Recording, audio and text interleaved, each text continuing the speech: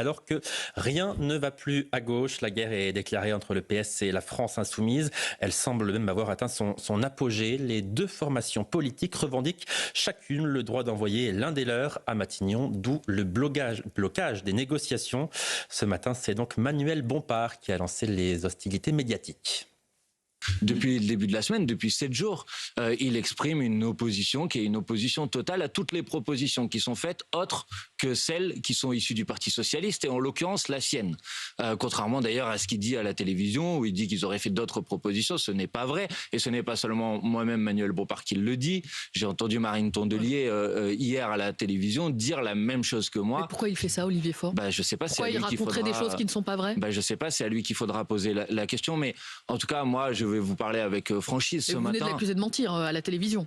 Je vais vous parler avec franchise ce matin. Je ne vais pas, pendant des jours et des jours, subir les règles qui changent au milieu de la discussion, les propos qui sont tenus à la télévision et des propos différents qui sont tenus à l'intérieur des réunions. François Pipponi, on atteint un stade là où on se demande si la France insoumise et le Parti socialiste sont encore en capacité de se parler, tout simplement. Non mais ils savent qu'ils ne peuvent pas en fait diriger le pays, ils n'ont que 190 députés, donc ils n'ont pas de majorité. Donc ils savent qu'ils ne seront même pas capables de présenter un nom au président de la République. Ils ne veulent même pas le présenter en fait parce qu'ils ne veulent pas aller à Matignon. Aller à Matignon, pourquoi faire? Pour être démis quelques jours après avec un vote de défiance à l'Assemblée. Donc là, la France insoumise est juste en train de dire on ne va pas y aller, c'est la faute à ces méchants socialistes, pour pas dire ces salauds de socialistes, qui nous ont trahis. Voilà, c'est classique, c'est historique, les social-traites, comme on les appelle dans la gauche extrême, voilà. Et donc, ils sont en train de donner le scénario du futur. Emmanuel Macron va choisir un Premier ministre.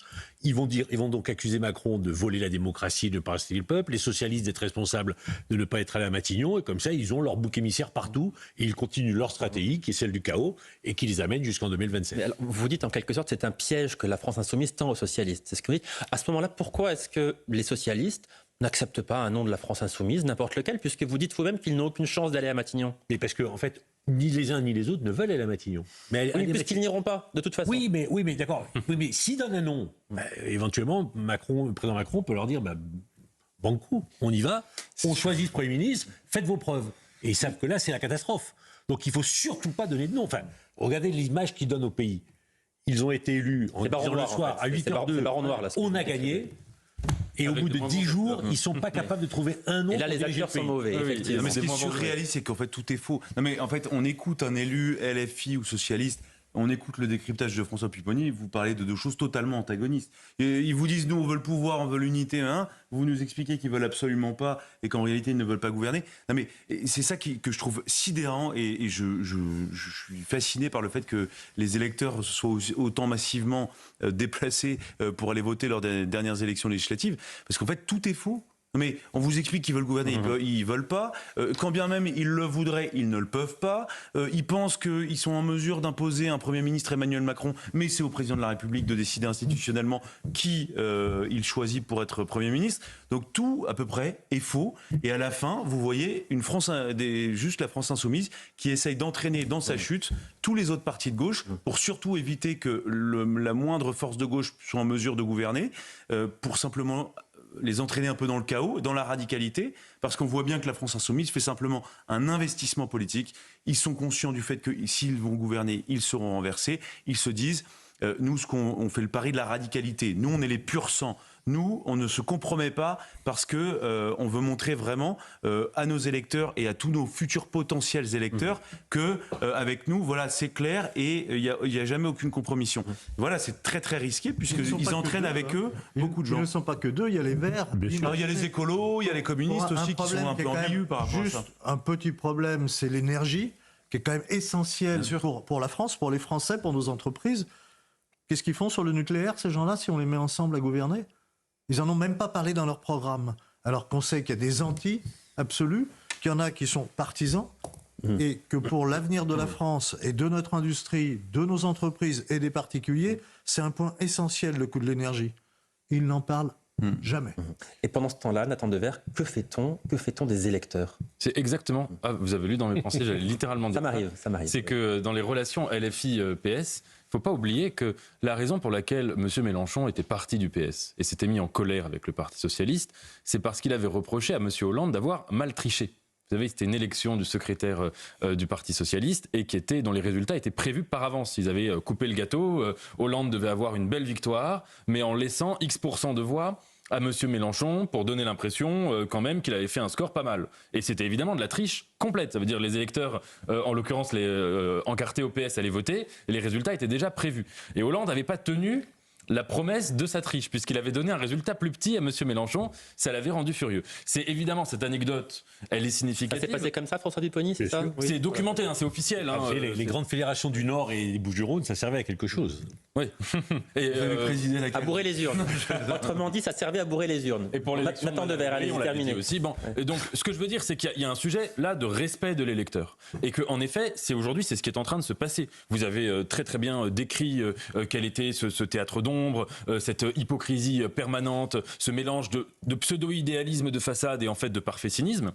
Et maintenant, quand même, dans ce duel qui s'annonce entre la France insoumise et le Parti socialiste, il faut reconnaître que la France insoumise, elle a deux atouts. Elle a le premier qui est la radicalité, et elle a le deuxième, c'est que la France insoumise a amené des idées dans le débat public. Je parle de leur programme de l'avenir en commun, je ne parle pas des choses nauséabondes qu'on entend depuis un an. Ce programme-là, qu'on le partage ou qu'on ne le partage pas, c'est un programme qui fait réfléchir. C'est un programme qui a été travaillé avec des intellectuels, qui est à peu près le même depuis une dizaine d'années. Ils s'y tiennent, ils peuvent faire évoluer des choses, mais globalement... Qui a trouvé son électorat. Exactement, qui a trouvé son électorat. Ils ont une vision, ils ont l'université là-bas ici, ils pensent, ils travaillent, ils réfléchissent. Bon, au Parti socialiste actuel, on ne voit pas une telle émulation intellectuelle pour reformer une gauche qui est ni la gauche ou le centre-gauche ou le centre de Emmanuel Macron, ni celle de la France insoumise. Il me semble qu'avant de réfléchir aux enjeux politiciens, des alliances, des postes, etc., il faut se demander quelle est la nécessité intellectuelle d'un parti. Si un parti n'a pas, si vous voulez, une proposition même philosophique à apporter à la France, alors il n'a aucune raison d'être. Il peut mourir dans 5 ou 10 ans. Et la même question se pose à droite. C'est ce qui arrive un peu aux Républicains. Exactement. Si LR, leur destin, c'est de faire, si vous voulez, de prendre un peu chez Macron, un peu chez Zemmour, un peu chez Marine Le Pen, et de faire des différences de degrés pour faire une mayonnaise, eh ben, ils peuvent se suicider immédiatement, puisque ça ne sert à rien de faire ça. Et je pense que ce sera l'enjeu du Parti socialiste pour les prochaines années. Alors, puisque le Parti socialiste et la France insoumise n'arrivent pas à se mettre d'accord sur un nom, Olivier Faure a fait une proposition ce matin.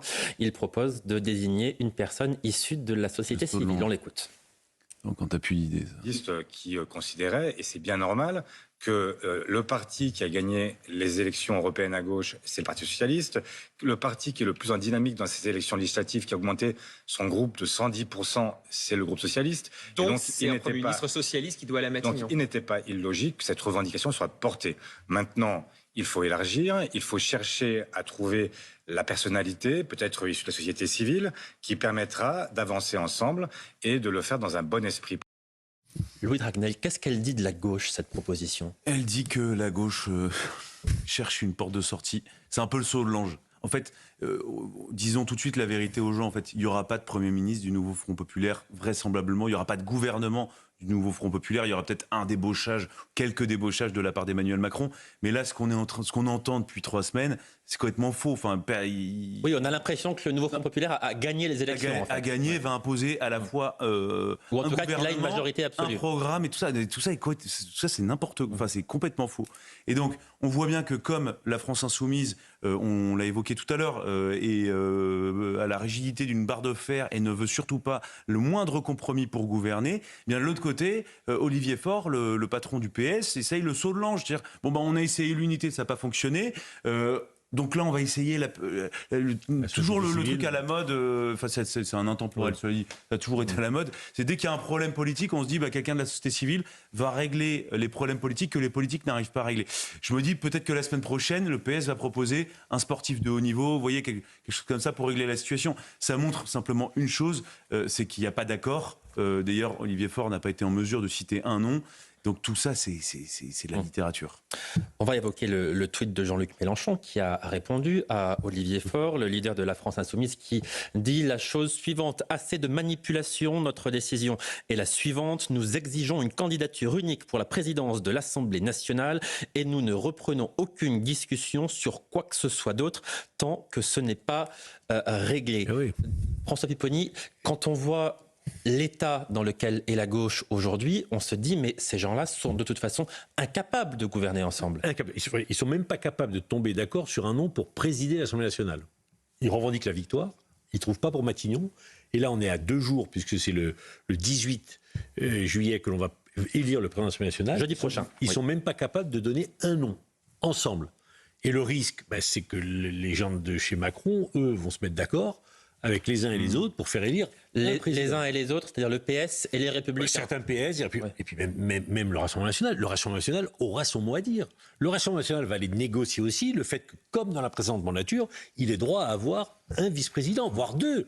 Ils ont augmenté considérablement. Mais si on parle de Matignon, vous dites les macronistes vont négocier avec les uns et les autres, ils vont négocier avec le PS et les Républicains. Voilà. Bien entendu, pour avoir une majorité. Voilà. Si on met PS, Républicains et la Macronie, ça fait une majorité. Une majorité même confortable, entre guillemets, qui permet de gouverner. Voilà. Donc c'est le vœu d'Emmanuel Macron, et j'ai bien le sentiment qu'il est en train d'y arriver. En tout cas, peut-être pas maintenant, on verra, mais en tout cas, dans les mois qui viennent, il est en train d'y arriver. Et s'il n'y arrive pas, dans 1 an, enfin même un peu moins maintenant, dans 11 mois, il y aura une dissolution, parce que le pays sera bloqué. Joseph Touvenel. Et de toute façon, on a besoin d'avoir un gouvernement, on a un gouvernement qui travaille. Il y a un budget. C'est pas neutre, le budget. Il y a des ministères qui doivent, à un moment donné, travailler sur ce budget. Alors, ils le font, mais ils le font dans le vide, là. Ils n'ont pas de ligne. Et donc, il est important qu'il y ait un accord, même si on peut avoir voté totalement différemment, mais souhaiter un accord pour notre pays entre des gens raisonnables. Alors, j'écarte évidemment immédiatement LFI, j'écarte un certain nombre de Verts qui sont pour moi aussi dangereux. Et après, avec des gens raisonnables, et si le Rassemblement national, raisonnablement, envoie des messages en disant sur tel et tel texte, on vous laissera passer, non pas... Alors, il y a les échanges de postes, d'accord, ça fait partie de la petite embrouille politique, mais on a vraiment besoin d'être gouverné. Moi, le budget, c'est... Quand on voit ce qui se passe aujourd'hui à Bruxelles... On va en parler dans et dans le collimateur, il est urgent d'avoir des lignes claires, ne serait-ce que pour nos entreprises, donc pour nos emplois, de savoir où on y va. Et pour le moment, c'est le flou le plus complet. Et il est urgent de réagir et donc d'avoir des gens qui gouvernent. Juste pour les postes, c'est pas de la tambouille, parce que là, on est au niveau de l'Assemblée nationale. C'est l'institution, c'est le peuple qui est représenté à l'Assemblée nationale. Et la logique, le règlement de l'Assemblée, c'est de dire on prend le nombre de députés par groupe et ils ont droit au poste dans les commissions en fonction de ce qu'ils... Ça va se déterminer en fin de semaine. Oui, mais or, il y a déjà une espèce de front, ni LFI, ni RN, ce qui est scandaleux. Parce que ça veut dire qu'on dit à 45% des Français qui ont voté, vous n'allez pas diriger le lieu où le peuple est représenté. Ça n'a aucun sens institutionnel. Le règlement de l'Assemblée nationale précise que l'ensemble des postes est réparti entre les groupes à leur représentation proportionnelle sur la base de leurs effectifs respectifs. Oui, mais il y a un vote. Oui, mais c'est le règlement. Alors, oui, le règlement. Et donc là, ils vont voter. Et donc c'est surréaliste. Il suffit d'appliquer le règlement comme ça a été fait précédemment. Et il y avait un vice-président de l'Assemblée nationale qui a fait son travail de vice-président.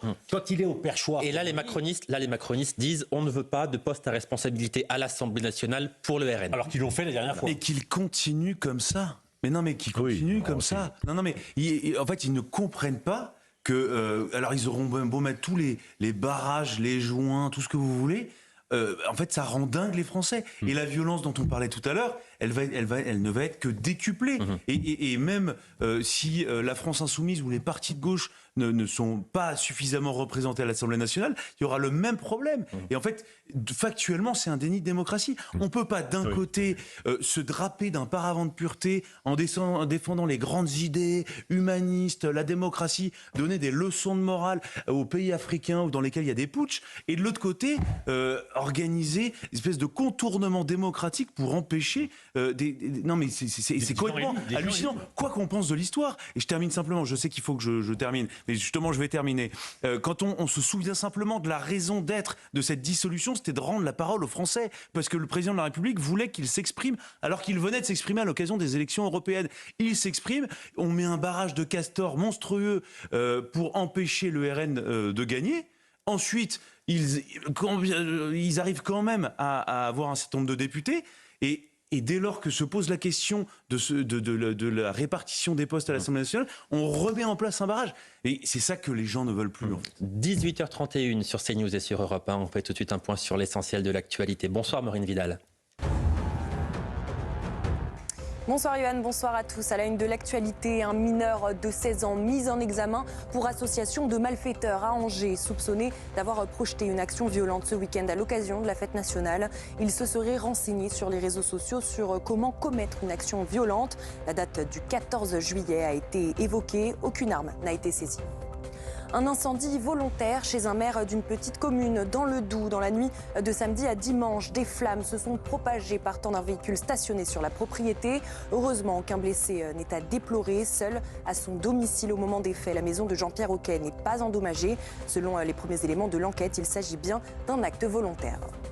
En Gambie, les députés ont rejeté une proposition de loi levant l'interdiction de l'excision. Après des mois de controverses internationales, ce texte de 2015 a été rejeté par le Parlement. Il aurait permis de dépénaliser la pratique des mutilations génitales féminines, une pratique encore subie par plus de 230 millions de filles et femmes dans le monde. Nous évoquions à l'instant la situation à gauche, une situation qui fait le délice du Rassemblement national. Écoutez Sébastien Chenu. La gauche n'était pas prête. Ce qu'ils ont raconté à leurs électeurs, c'était n'importe quoi. Le SMIC à 1 600 €, la police désarmée, etc. On y est encore. Non mais d'accord, mais ils ne sont pas prêts. Eux, en fait, nous, on avait un Premier ministre, Jordan Bardella, qui était prêt. Alors on peut dire, oui, vous aviez des candidats, 10, 15 candidats, ceci, cela. D'accord. Enfin, on avait une architecture, un programme qu'on peut combattre, mais il était là. Mais nous étions prêts. La gauche n'est même pas capable. Tous les jours, il y a un Premier ministre imaginaire qui sort du chapeau. Enfin, qu'est-ce que c'est que ces clowns ? François Pupponi, cette situation, le Rassemblement national, mais la droite aussi s'en délecte en réalité. Non mais voilà. On a voulu faire un barrage contre le Rassemblement national et on leur a ouvert les portes d'une autoroute. Et là, ils déroulent. Ils n'ont pas besoin de gérer le pays. On leur a interdit de gérer, donc ça les arrange. Et là, ils disent, on vous avait dit que ces gens-là en face n'étaient pas raisonnables et faisaient ça uniquement pour nous empêcher de gouverner, mais eux ne sont pas capables. Ils le démontrent.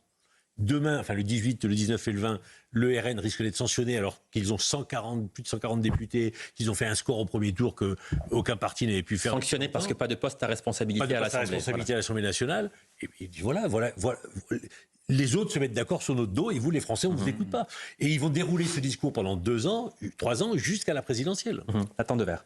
Sur la question de la préparation à gouverner, c'est un peu l'hôpital qui se moque de la charité, parce que quand même, on l'a vu, et c'est d'ailleurs une des grandes raisons pour lesquelles le Rassemblement national a fait ce mauvais score ou bon score, enfin peu importe, mais ce score aux élections, au 2e tour, c'était les histoires de barrages républicains, c'était aussi que dans beaucoup de circonscriptions, on a vu des candidats absolument lunaires. C'était aussi qu'on a vu même à l'échelle nationale, Monsieur Bardella dire des choses qui étaient différentes de ce qu'il avait dit jusqu'alors, par exemple. Mais eux avaient un Premier ministre. Sur la question des retraites. Alors, ils avaient un Premier ministre, en effet, mais on a vu qu'ils n'étaient pas dans une logique de préparation. Tant et si bien qu'après le second tour, ils ont dit maintenant, on va se professionnaliser. Ça fait 15 ans que le Rassemblement national, tous les matins, promet de se professionnaliser. C'est particulier quand on fait de la politique d'admettre qu'on le fait de manière non professionnelle. Je crois que ce qu'on est en train de voir... Il y avait un président qui avait dit « soyez des amateurs ». Soyez des amateurs, vous avez raison.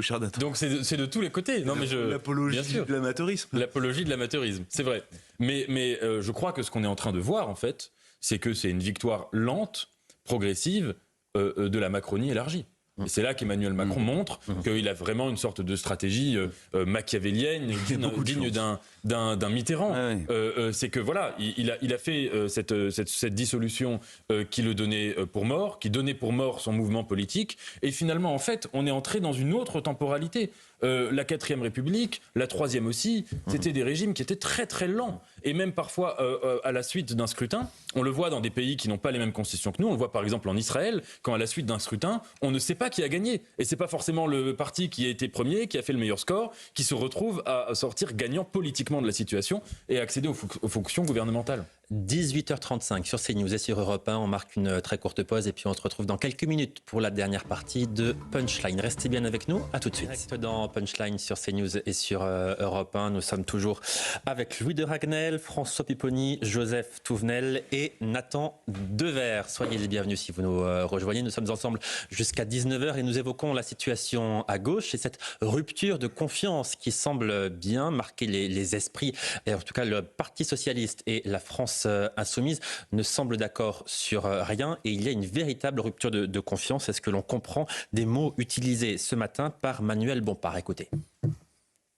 Semaine, on voit bien qu'il y a du côté du Parti socialiste un certain nombre de prises de position pour dire que finalement, ce qu'il faudrait faire, c'est commencer les renoncements sur le programme du nouveau Front populaire pour essayer de trouver une sorte de majorité avec des secteurs qui viennent du macronisme. Et moi, je dis la même chose que j'ai dit depuis le début de cette campagne. Nous avons été élus sur un programme, le programme du nouveau Front populaire, et il n'est pas question au lendemain de ces élections de se mettre à brader ce programme, à le jeter aux oubliettes pour permettre une jonction de secteurs du Parti socialiste avec les secteurs du macronisme.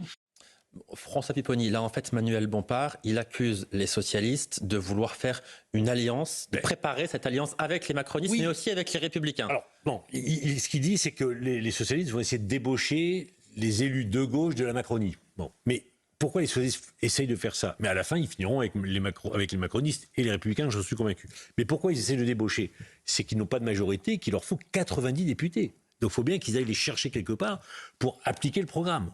Donc les socialistes savent qu'ils ne peuvent pas gouverner, donc ils vont essayer de débaucher des gens ailleurs. Ce qu'essaye de faire Emmanuel Macron en disant moi je suis le bloc central, je vais aller prendre les républicains et une partie des socialistes et je fais une majorité. Voilà. Et Emmanuel Bompard dit nous on ne va rien négocier avec personne, on a un programme, on va l'appliquer. Sauf qu'il n'a que 190 députés et qu'il ne peut pas l'appliquer. Donc il trompe les gens. Et il accuse les socialistes d'être responsables de tout. C'est classique à gauche. Hein. Mais en même temps, il a raison. Les socialistes n'étaient pas obligés de signer ce programme stupide. Mais bien sûr ils n'étaient pas obligés de mettre leur signature. Là où il a tort, c'est que le programme est inapplicable. Mais il a raison de dire qu'il ne faut pas trahir. Mais voilà, parce que par exemple la loi anti-squat, c'est du bon sens que quand vous avez un chez vous, vous êtes propriétaire, vous êtes même locataire. Hein. Un locataire qui part en vacances et qui revient chez lui, son appartement est occupé. C'est pour lui le bazar et pour le propriétaire. C'est quand même inimaginable de voir des gens qui nous disent en toute bonne foi la loi anti-squat, on va revenir dessus et le PS signe. Alors maintenant qu'ils assument. Louis de Ragnel, quelle est la coalition qui, selon vous, a le plus de chances d'aboutir pour former un gouvernement? Moi, je pense que ça va se faire en fait dans l'autre sens de celui qu'on peut imaginer. C'est-à-dire que les partis politiques ne vont pas parvenir à s'entendre comme ça. Et c'est pour ça que je suis convaincu que ça va prendre des mois et des mois. Et je crois aussi que c'est le pari d'Emmanuel Macron. Et c'est la raison pour laquelle il se prépare à avoir un gouvernement démissionnaire, ce qui par ailleurs l'arrange. Pendant des mois et des mois. Pendant des mois et des mois. Et je pense que ça l'arrange très bien. Et Emmanuel Macron est très content de la situation. Mais au-delà du mois de septembre, vous pensez? Je pense, oui. Je pense.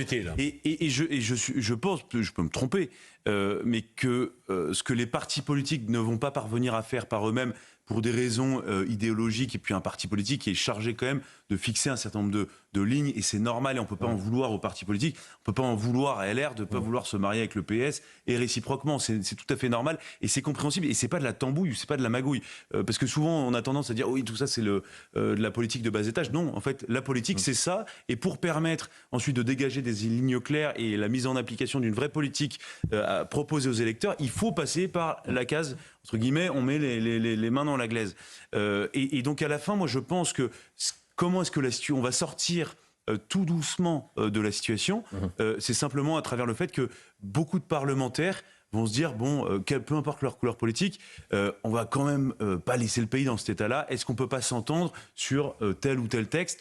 Et ça dépassera totalement la question de la couleur politique du député. Et vous aurez des députés modem avec des LR et peut-être certains PS qui diront, on va peut-être faire, on va proposer même pour le budget. Alors peut-être pas le budget que nous, républicains ou nous, PS, aurions aimé. Mais peut-être que sur un certain nombre de sujets, on est d'accord. Il faut que la France ait un budget. Et donc, je pense que ça va se faire par l'addition, si vous voulez, d'un certain nombre d'individualités à l'Assemblée nationale. Ça fonctionnera beaucoup plus par ça que par des alliances politiques telles qu'on peut les imaginer. Tout ça, je pense que est très mouvant et on va apprendre une nouvelle manière de faire de la politique, je pense, pendant quelques mois et peut-être quelques années.